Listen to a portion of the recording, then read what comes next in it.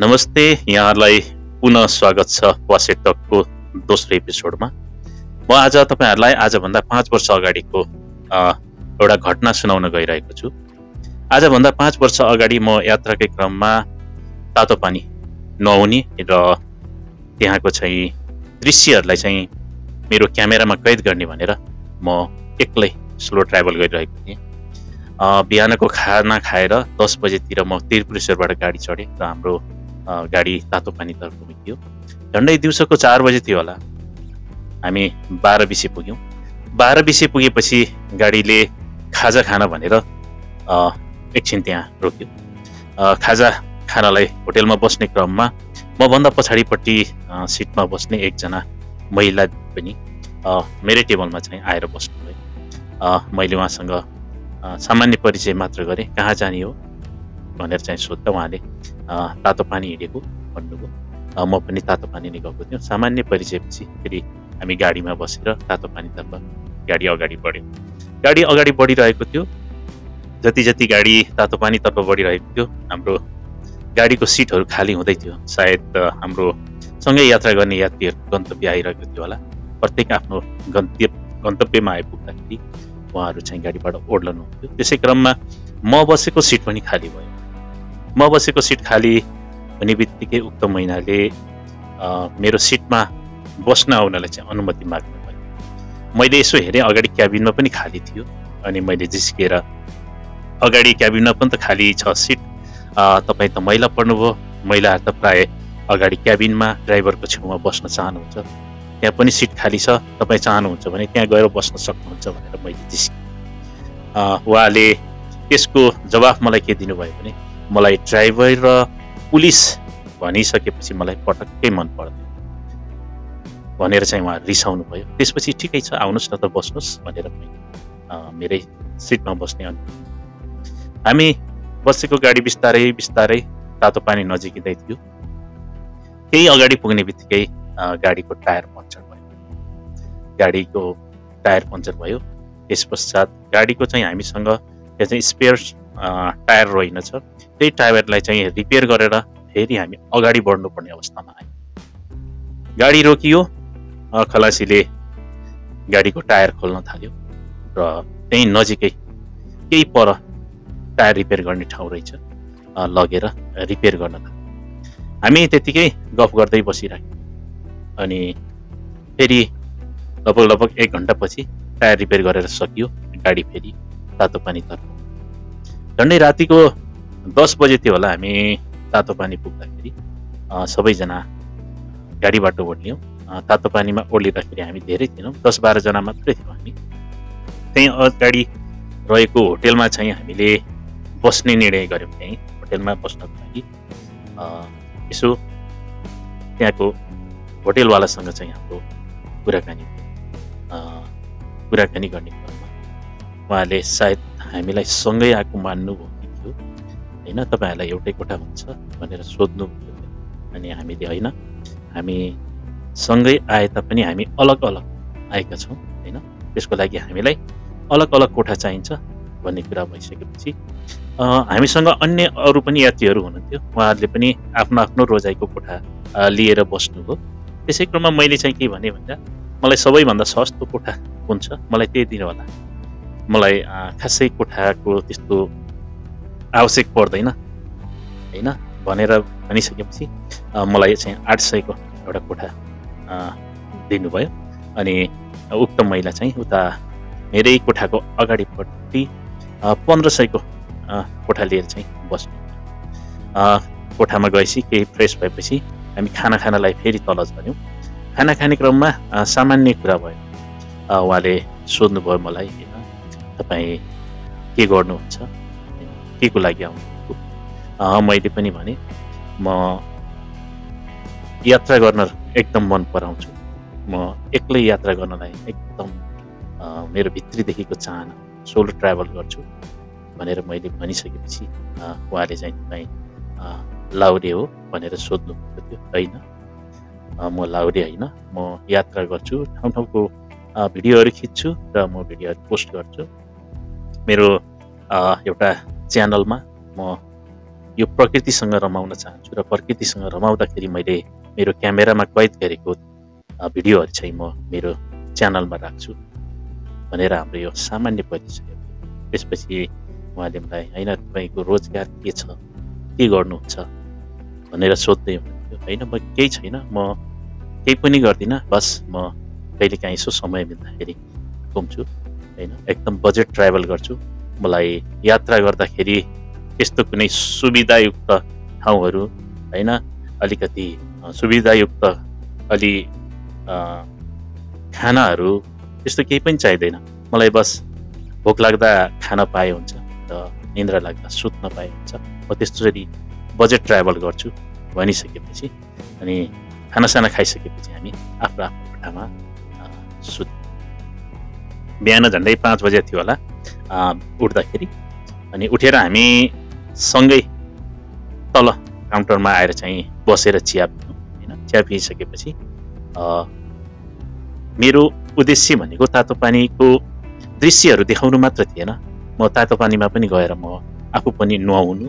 होइन त्यहाँ तातो पानीमा नुहायो भने छालाको रोग साथै शरीरमा भएको केही रोगहरू चाहिँ सन्चो हुन्छ भन्ने एउटा विश्वास पनि छ। त्यसै अनुसार मैले त्यहाँ गएर चाहिँ नुहाउने निर्णय भयो। होइन हाम्रो हामी बिहान ठ्याक्कै तातो पानी नुहाउने ठाउँमा गयौँ। त्यहाँ पनि नुहाउने ठाउँमा पनि 2वटा क्याटेगोरी रहेछ। सामान्य रूपमा चाहिँ धारामा नुहायो भने 50 रुपियाँ, होइन उता क्याबिन लिएर चाहिँ बुकिङ गरेर क्याबिनमा नुहायो भने 200 रुपियाँमा चाहिँ नुहाउन पाइँदो रहेछ। उहाँले चाहिँ 200 रुपियाँको क्याबिन लिनुभयो, मैले चाहिँ सामान्य 50 रुपियाँको धारामा नुहाउने निर्णय गरेर 50 रुपियाँको टिकट। उहाँले मलाई सोध्दै हुनुहुन्थ्यो, तपाईँ किन यति कन्जुस गर्नुहुन्छ, 150 रुपियाँमा कति कन्जुस गर्नुहुन्छ भन्दै हुनुहुन्थ्यो। होइन मेरो आफ्नो सौख नै यही हो। मलाई कुनै एउटा स्ट्यान्डर्डमा बसेर हिँड्नु, होइन अलिकति सुविधायुक्त होटेलमा बस्नु, सुविधायुक्त कोठामा बस्नु छैन। मलाई सामान्य जस्तो भए पनि हुन्छ, किन भन्दा म बजेट ट्राभल गर्ने ट्राभलर हो, सोलो ट्राभलर हो। मलाई जस्तो पनि भए पनि केही फरक पर्दैन। अनि हामी लगभग 1 घन्टामा नुहाएर भ्यायौँ। त्यसपछि फेरि हामी पुनः होटेलमा आएर ड्रेस चेन्ज गऱ्यौँ। त्यसपछि म नजिकै खासा, त्यहाँबाट 5 किलोमिटर मात्रै खासा बजार चाहिँ 5 किलोमिटर कारणले गर्दाखेरि म खासा बजार जानलाई चाहिँ म तयार भएँ। जब म खासा बजार जान तयार भएँ अनि उक्त महिला पनि तयार भएर निस्किन्। अनि गाडी लागिरहेको थियो अनि सबैजना गाडीमा बस्न थाले खासासम्म जानलाई। म चाहिँ पैदलै जान भनेर निस्केँ। अनि त्यति बेला पनि मलाई के भन्नुभयो भने, तपाईँ गाडीमा जानुहुन्न, होइन म त यहाँको प्रकृति हेर्न आएँ, म यो प्रकृतिसँग रमाउने मान्छे हो, म त यो प्रकृतिसँग रमाउँदै जाने हो, त्यसैले मलाई गाडी चाहिँदैन। 5 किलोमिटर हो, म 1 घन्टामा 1.5 घन्टामा त म जसरी पनि म यात्रा गरिहाल्छु, म प्रकृतिसँग रमाउँदै म हेर्दै जाने हो। अनि तपाईँ साँच्चै नै कन्जुस हो कि तपाईँको सोख नै यस्तै हो भन्ने चाहिँ कुरा हो। मैले भने होइन, म खर्च गर्नुपर्ने ठाउँमा म पैसा पनि खर्च गर्छु, तर म अहिले चाहिँ म यात्रा गर्न आएको, म यहाँको प्रकृतिसँग रमाउन आएको, म यहाँ प्रकृति हेरेर रमाउन चाहन्छु र म आफ्नो गन्तव्यतिर लागिहालेँ। केही अगाडि पुगेको थियो, एकैछिनमा फेरि पछाडिबाट पक्नुहोस् म पनि जान्छु भन्ने आवाज आयो। यसो फर्केर हेरेको उही महिला रहेछ। अनि मैले सोधिहालेँ, तपाईँ त गाडीमा जानलाई गाडी चढ्नु भएको थियो, फेरि किन पैदल आउनु भन्दाखेरि उहाँले के भन्नुभयो भने, होइन गाडी त जानलाई अलिकति टाइम लाग्ने रहेछ, मान्छे प्याक भएपछि जानुपर्ने रहेछ, होइन गाडी प्याक हुनलाई झन्डै अझै आधा घन्टा जस्तो लाग्ने रहेछ। त्यही भएर गाडीमा चाहिँ आधा घन्टा जस्तो त्यहाँ पर्खिनु पर्ने हो। त्यही भएर म पनि तपाईँकै पछि आएँ। र ठिकै छ, त्यसो भए जाउँ न त, हामी अगाडि बढौँ होइन भनेर चाहिँ अगाडि लाग्यो। बाटोमा हाम्रो अलि विस्तृत रूपमा परिचय भयो। मैले सोधेँ, घर कहाँ हो, नाम के हो भनेर सोध्दा मेरो नाम मुना हो भने मैले पनि आफ्नो नाम पनि तिल थापा मगर भनेर मैले मेरो आफ्नो परिचय दिएँ। म एउटा ब्लगर हुँ, होइन म सोलो ट्राभल गर्छु। ट्राभल गर्दाखेरि नयाँ ठाउँको नयाँ नयाँ दृश्यहरू लगेर चाहिँ म सबैलाई देखाउन चाहन्छु, एक्सप्लोर गर्न चाहन्छु। त्यसको लागि चाहिँ म यात्रा गर्छु। तर मलाई यात्रा गर्दाखेरि मलाई अरूलाई जस्तो एकदम शौखिन तरिकाले होइन एउटा सुविधायुक्त होटेलहरूको सुविधायुक्त गाडीको आवश्यक पर्दैन। म जस्तो छ म जहाँ छ म त्यसै यात्रा गरिदिन्छु। बाटोमा भोक लाग्यो भने खाइदिन्छु, भोक लागेन भने म नखाइकन पनि दिनभरि यात्रा गर्न सक्छु। मेरो सोख नै यही छ। मलाई धेरै ठाउँमा घुम्नु छ भनिसकेपछि हामी झन्डै 1.5 घन्टामा हामी 1.5 घन्टा जतिको यात्रामा हामी चाहिँ तातोपानीको बाट खासा बजारको चाहिँ भन्सारमा त्यहाँको गृह जिल्लाको नेपालीलाई मात्र नागरिकता सो गरेर पारी जान दिँदो रहेछ। हामी जिल्लाभन्दा बाहिरको मान्छेलाई चाहिँ त्यो अनुमति रहेनछ। त्यस पश्चात हामीले बोर्डरसम्म मात्र जाने अनुमति पायौँ। हामी बोर्डरसम्म गयौँ, एकछिन पुलमा बसेर मितेरी पुलमा बसेर माथिको खासा बजार हेऱ्यौँ होइन, तलको खोला हेऱ्यौँ। अनि त्यहाँको एकछिन मनोरम दृश्यमा चाहिँ रमाएर फेरि हामी आधा घन्टा जतिपछि हामी फर्केर हामी एक ठाउँमा बसेर कफी खायौँ, एकछिन गफ्यौँ होइन। त्यस पश्चात अब आफ्नो आफ्नो गन्तव्यमा लाग्नुपर्छ भनेर चाहिँ फेरि हामी फर्किने तयारी थियो। गाडी पनि ठ्याक्कै फर्किनलाई चाहिँ गाडी पनि तयारी थियो त्यहाँ। अब मैले भनिहालेँ तपाईँ त अब गाडी छ, गाडीमा जाने होला, म त पैदलै जाने हो, तपाईँ गाडीमा आउँदै गर्नुहोस्, म चाहिँ गाडी पैदल लागेँ भनेर चाहिँ म हिँडेँ। अनि त्यस पश्चात उहाँले चाहिँ होइन म पनि तपाईँसँगै जान्छु होइन, पैदलै जान्छु भन्ने कुरा होइन, तपाईँले त गाडी चढ्ने बानी छ नि त भन्दाखेरि मैले साँच्चै भन्नुपर्दाखेरि मैले तपाईँले जस्तो पैदल यात्रा गरेकै रहेनछु अहिलेसम्म। जुन अघि आउँदाखेरि यो 5 किलोमिटरको यात्रा तपाईँसँग गफिँदै यो प्रकृतिसँग हेर्दै प्रकृतिसँग रमाउँदै जुन यात्रा गरेँ मैले, यो यात्रा गर्दाखेरि साँच्चै नै मैले हाम्रो जिन्दगी के हो भन्ने कुराको केही अनुभव गर्ने मौका पाएँ भनेको।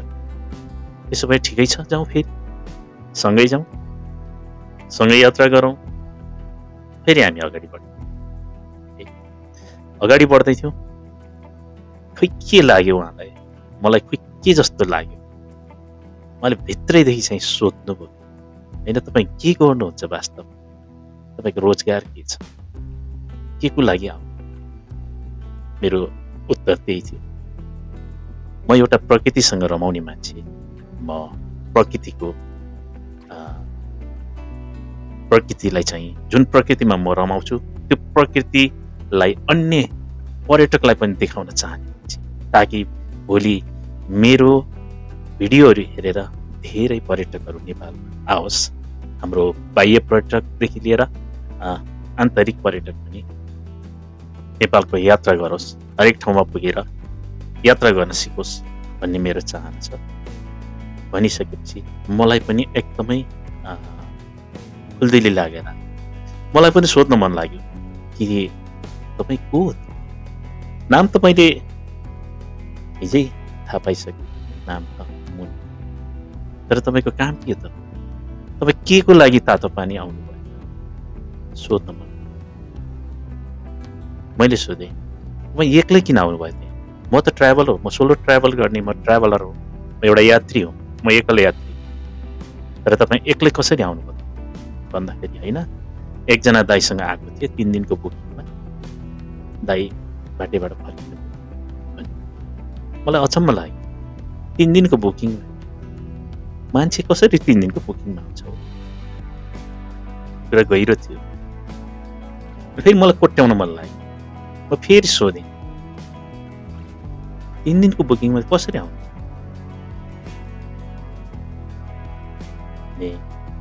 अलिक मलिन स्वर लगाएर जवाफ, मलाई एकजना दाइले तातो पानीमा जान 3 दिन, तातो पानीसम्म घुम्ने 3 दिनको लागि म तिमीलाई 30,000 दिन्छु, तिमीको 10,000को दरले तिमी मसँग चाहिँ जाम तातो पानी भन्नुभयो।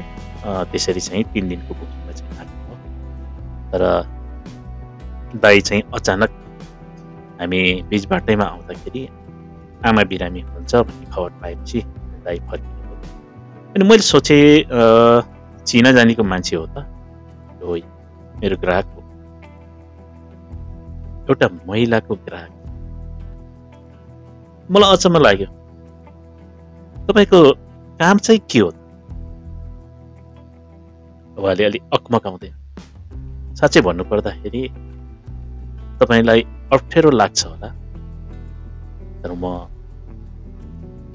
एउटा देह व्यापार गर्ने महिला हो भनेर भन्नु। मलाई कता कता अप्ठ्यारो लाग्यो, एउटा महिला, त्यसमाथि पनि देह व्यापार गर्ने। तर पनि कसरी एक शब्द नलुकाइकन बोल्नुभयो मसँग, म देह व्यापार गर्छु, दिनको 10,000, 3 दिनको लागि बुकिङ 30,000। मलाई कता कता दया पनि लाग्यो अनि मनमा खुल्दुली पनि लाग्यो। केही कुरा बुझाउनु मैले भने, तपाईलाई अप्ठ्यारो लाग्दैन भने म तपाईको बारेमा केही कुरा सोध्न चाहन्छु। उहाँले भन्नु, भन्नुहोस् न, मलाई किन अप्ठ्यारो लाग्यो? तपाईको पेसाको बारेमा म सोध्न चाहन्छु, तपाईलाई अप्ठ्यारो हुँदैन? उहाँले भन्नु, मलाई के अप्ठ्यारो? म पेसा गर्छु, म वेश्या हो। मलाई यस्तो नराम्रो लाग्यो वेश्या भन्ने शब्द। बिस्तारै म एकछिन सोच्न बाध्य भएँ। म फेरि सोध्न पनि त चाहन्छु, कसरी तपाईँ यो पेसामा कसरी? तपाईँको सोखले लागेको हो या तपाईँको बाध्यताले? सोध्न चाहन्थे, तर मलाई सोध्न अलिक अप्ठ्यारो भइरहेको। एउटा महिलालाई तपाईँ देह व्यापार गर्नुहुन्छ, कसरी सुरु गर्नुभयो सोध्नलाई अप्ठ्यारो थियो। र पनि मैले हिम्मत गरेर सोधेँ, तपाईँ सोखले वेश्यावृत्ति यो देह व्यापार गर्दै हुनुहुन्छ कि बाध्यता? उहाँले भन्नु, पहिला त बाध्यताले गरे, अहिले त सोखले गर्दैछु। तपाईलाई अप्ठ्यारो लाग्दैन? मैले सोधेँ। उहाँले भन्नु, लाग्दैन। अरूले जस्तो रत्न पार्कमा बसेर हामी ग्राहक खोज्दै बस्नु त परेको छैन। हाम्रो त आफ्नो कन्ट्याक्टमा हुन्छ, कन्ट्र्याक्टबाट आउँछ। हाम्रो अनुहार देखाएर बाटोमा बसेर ग्राहक खोजेर हिँड्नु पर्दैन। हाम्रो त लेभल अलि हाई लेभलको छ। हामीसँग त कन्ट्याक्टमा ठुला ठुला लेभलका मान्छेहरू, हाकिम जस्ता मान्छेहरू चाहिँ सम्पर्क हुन्छ। हामी उनीहरूसँग जान्छौँ, उनीहरूले हामीलाई मोटो रकम पनि दिन्छ। भनिसकेपछि मलाई अझ उसको बारेमा चाहिँ अझ जान्ने इच्छा भयो। मैले सोधेँ, तपाईलाई चाहिँ यो पेसामा लाग्नुपर्ने बाध्यता के त? उहाँले भन्नु, मेरो यो बाध्यता बनाउने नै पुरुष हो, मलाई यो वेश्या बनाउने नै पुरुष हो, मलाई यो वेश्यावृत्तिमा लगाउने नै पुरुष हो।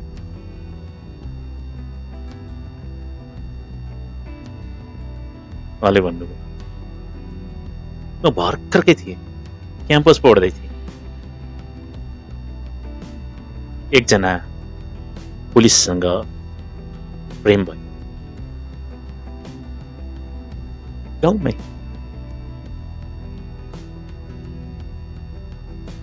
त्यहीको चौकीको पुलिससँग चाहिँ माया बस्यो। चौकीको पुलिसले आफू सरुवा भयो काठमाडौँ, मलाई काठमाडौँ लिएर। मैले घर छोडेर भागेँ। मैले आमा बाबा भाइ बहिनी, मेरो घर, मेरो जन्मघर छोडेर मैले विश्वासमा काठमाडौँ आएपछि थाहा भयो उसको त पहिले बिहे भएको रहेछ। म त उसको कान्छी श्रीमती रहेछु।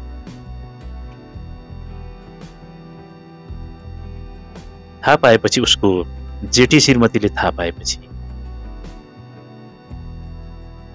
उसले मलाई कोठाबाट निकाल्यो। जेठी श्रीमती आएर टर्चर दिन थाल्यो।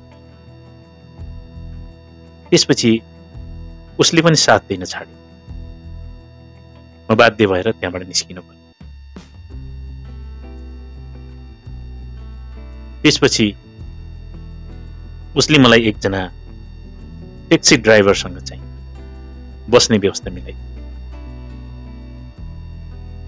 म ट्याक्सी ड्राइभरसँग बस्न थालेँ। एक दिन, 2 दिन गर्दै गर्दै ट्याक्सी ड्राइभरले पनि मलाई प्रयोग गर्न थाल्यो।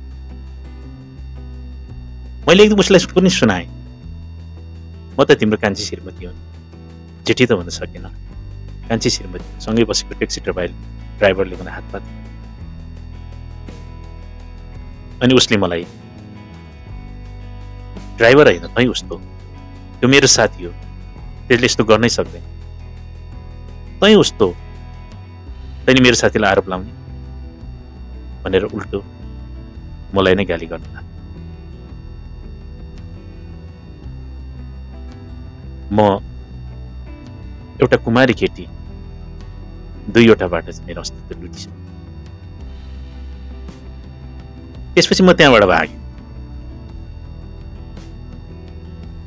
भाग्ने क्रममा म एउटा दोहोरी साँझमा काम गर्न थालेँ। दोहोरी साँझमा काम गर्दा गर्दै त्यहाँ काम गर्ने साथीहरूको लही लहीमा परपुरुषहरूको सङ्गतमा खानु पर्थ्यो, बस्नु पर्थ्यो, बाँच्नु पर्ने मलाई पनि। घर फर्केर जाउँ, बाबा आमा दाजुभाइ घर छोडेर आएको मान्छे फेरि फर्केर म जान सकेँ। त्यसपछि म बाध्य भएर म आफूलाई नलाई आफ्नो शरीरमा काँडा उमारी पनि मैले मेरो शरीर बेच्न बाध्य भएँ। बिस्तारै मैले मेरो शरीरलाई परपुरुषकोमा सुम्पिन थालेँ। केही आम्दानी पनि हुन थाल्यो। बिस्तारै आम्दानी हुन थाल्यो। मैले कोठा लिएर बस्न थालेँ। बिस्तारै उच्च स्तरको मान्छेहरूसँग सम्पर्क हुन थाल्यो। आम्दानीको स्रोत पनि बढ्दै गयो। त्यसपछि मेरो यात्रा ठमेलतिर सुरु भयो। ठमेलतिर यात्रा गर्न थालेपछि भिआइपीहरूसँग मेरो सम्पर्क हुन थाल्यो। एक मनले मैले नसोचेको पनि होइन, यो देह व्यापार छोड्नुपर्छ, समाजबाट तिरस्कृत हुनु गाह्रो छ।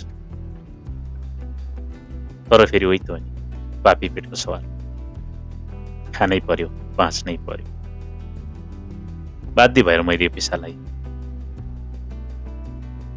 अँगालिरहेको छु। यति भनेर भ्याउँदाखेरि उसको आँखामा हेरेँ मैले, परेला भिजिसकेको थियो।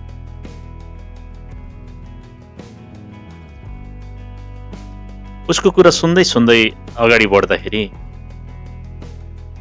5 किलोमिटरको यात्रा कतिखेर सकिएछ थाहै भएन। हामी होटेलमा पुग्यौँ, खाना खायौँ, एकछिन रेस्ट गऱ्यौँ। अब काठमाडौँको गाडी लाग्यो।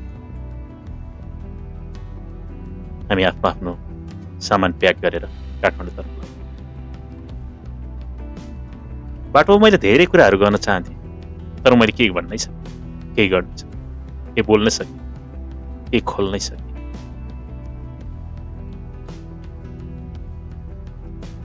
र पनि हिम्मत गरेर मैले भने, तपाईँ हेर्दा यति राम्रो हुनुहुन्छ, यति संस्कारी जस्तो देखिनुहुन्छ, तपाईँलाई देह व्यापार गर्ने, वेश्यावृत्ति गर्ने भनेर कसैले सोच्नसम्म पनि सक्दैन। छोडिदिनुहोस् यो काम, घरजम गरेर बस्नुहोस्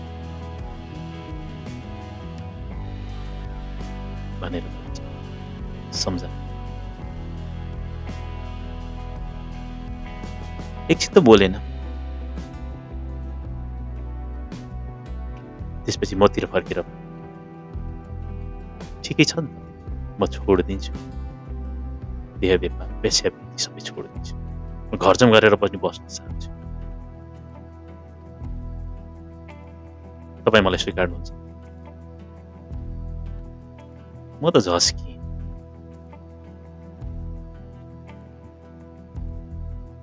म के बोल्नै सकिनँ।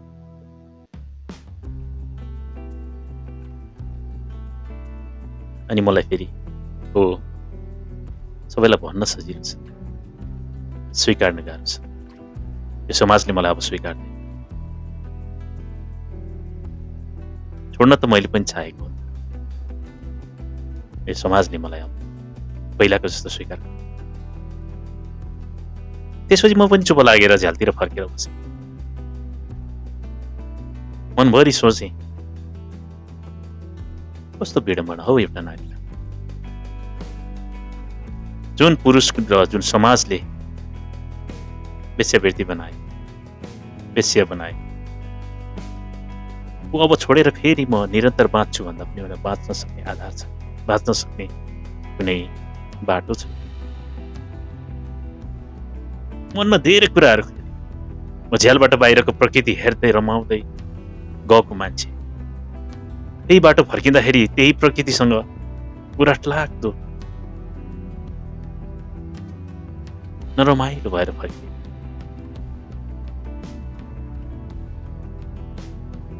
महिलालाई देखेर धेरै माया लाग्यो। हाम्रै दिदी बहिनीलाई पनि कसैले यो गर्यो के हो? हाम्रै चेलीलाई पनि कसैले यस्तो गर्यो के हो? धेरै कुराहरू सोच्न बाध्य। तर पनि म केही बोल्न सकेँ। चुपचाप झ्यालतिर फर्केर कल्पना गरिरहेँ। खास पुलिसबाटै धोका नखाएको भए, ड्राइभरबाट धोका नखाएको। अनि मैले सम्झेँ,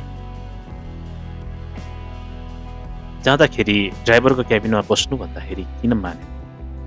ड्राइभर र पुलिस मलाई मनै पर्दैन भन्ने किन भन्यो? बल्ल सम्झेँ, हो ड्राइभर र पुलिसबाट धोका खाएको रहेछ। त्यही भएर ड्राइभर र पुलिस पटक्कै मनै नपर्ने। अनेकौं मनमा कुरा खेलिरहेको थिएँ। 81 गाडी काठमाडौँ पो आइपुगिसकेछ। त्रिपुरेश्वर त्रिपुरेश्वर त्रिपुरेश्वर गन्तव्य आइसक्यो मेरो झर्नुपर्ने ठाउँ। सायद उहाँलाई अलि अगाडिसम्म कहीँ जानुपर्ने थियो होला। त्रिपुरेश्वर भन्ने आवाजले उहाँलाई छोएन। चुपचाप बसिरहे। अनि म झर्नलाई मेरो ब्यागहरू निकालेँ। खै मेरो मनमा के लाग्यो भने 81 मलाई दया लागेर आयो। मैले पनि डायरी निकालेँ। एउटा कागजको पानामा मेरो फोन नम्बर लेखेँ, उसको हातमा राखेँ।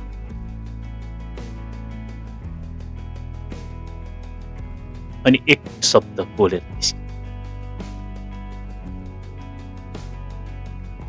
नाम त तपाईको मुना।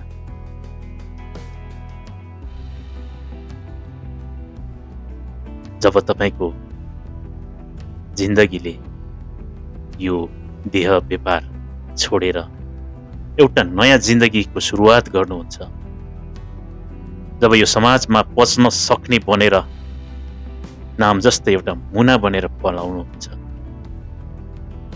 मलाई सम्झनु भनेर मैले त्यो मेरो फोन नम्बर लेखेको कागजको टुक्रा उसको हातमा राखेर गाडीबाट ओर्ने। आज 5 वर्ष भयो, आजसम्म कल आएको छ। मलाई लाग्छ सायद उहाँले यो पेसा छोड्न सक्नुभयो। मलाई लाग्छ सायद मैले अपेक्षा गरे जस्तो नयाँ जिन्दगीको सुरुवात गर्ने मुना सायद मुनामा पलाएन होला।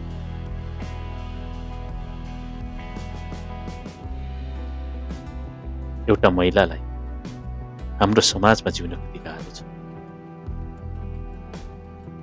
हामी कल्पनासम्म पनि गर्न सक्दैन। तर यहाँ हजारौं लाखौं महिलाले बाध्यतामा आफ्नो देह व्यापार गरेर वेश्या नाम कमाएर बाँच्नु परेको छ।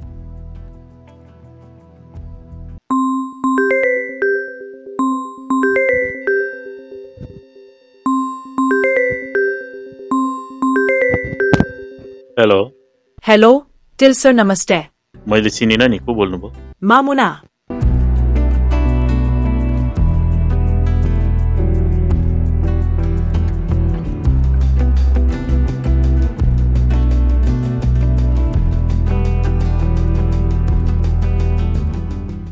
नमस्ते पुनः यहाँहरूलाई यो वासे टक एपिसोड 2 मा म स्वागत गर्न चाहन्छु। भर्खरै सुन्नुभएको यो जुन मेरो जिन्दगीको एउटा घटना थियो, यो एउटा काल्पनिक घटना थियो, एउटा काल्पनिक कथा थियो। के साँच्चै मुनाले अब तिल थापा मगरलाई भेट्छ होला,